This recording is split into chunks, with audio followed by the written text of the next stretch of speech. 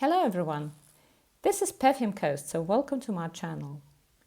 Today I decided to dedicate the video to the new release of 2025, which is called Prada Paradoxe Radical Essence by Prada.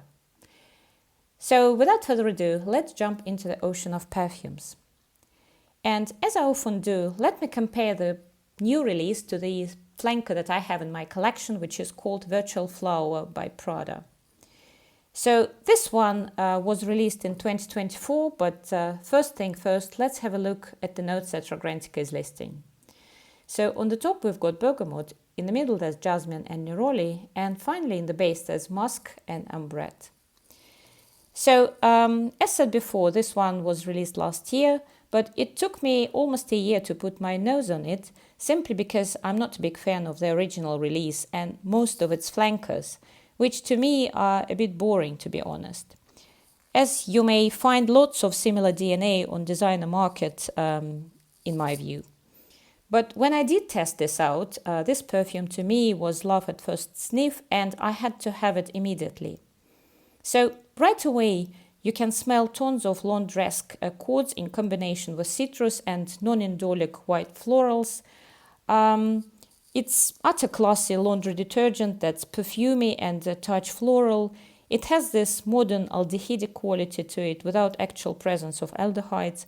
And clearly, aldehydic effect is achieved here by a combo of clean musks, citrus and white florals, where citrus delivers tartness and fizziness, and white florals make our laundry more interesting.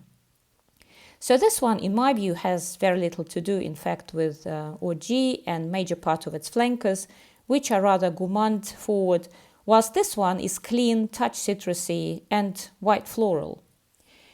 And now, of course, this year we got yet another, the latest release and flanker, which is called, as said before, Prada Paradoxe Radical Essence. So, and let's take a look at the notes that Fragrantica is listing here. So according to it, we've got only 3 notes, which are neroli, pistachio and sandalwood. And this one appears to be yet another flanker that's of an interest to me. So it opens up with the bright bready accord. I detect strong similarity to Zadig Voltaire 2025 release that's called Zadig.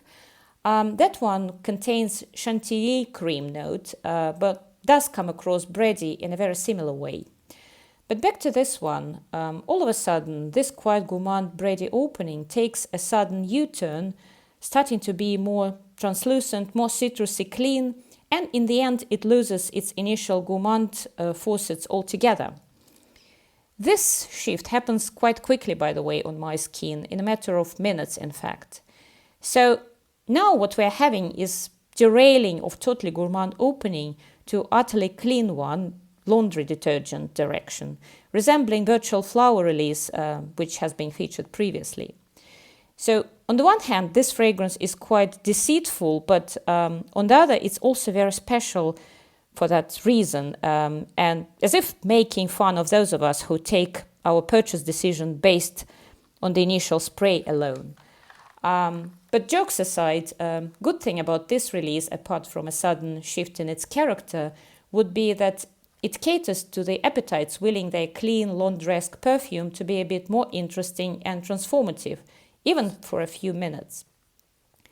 Yet another special thing about this fragrance is that normally citrus and clean accords are quite fleeting, and they're sitting on the top of a fragrance pyramid, giving way eventually very often to a more grounding note.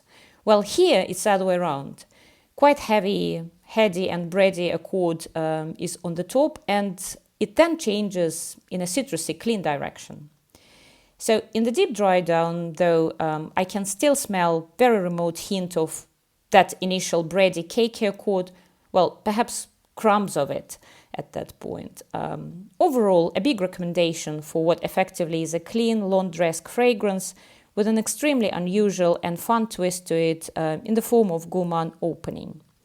I am in fact considering buying a full bottle of it, except for I'm slightly concerned that in the deep dry down, this fragrance starts reminding me of the original and some of its flankers that, as mentioned previously, are a bit boring to me.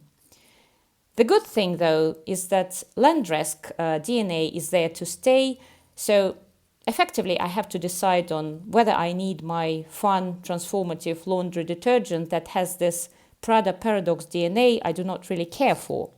Well, maybe I will settle on just having my virtual flower flanker in the end. Who knows?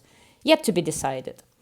But that's it, guys. This wraps up the video. If you've liked this video, please give it a like. Please consider subscribing. You're welcome to share your comments, of course. Thank you very much for watching, and I hope to see you on the next one. Bye-bye.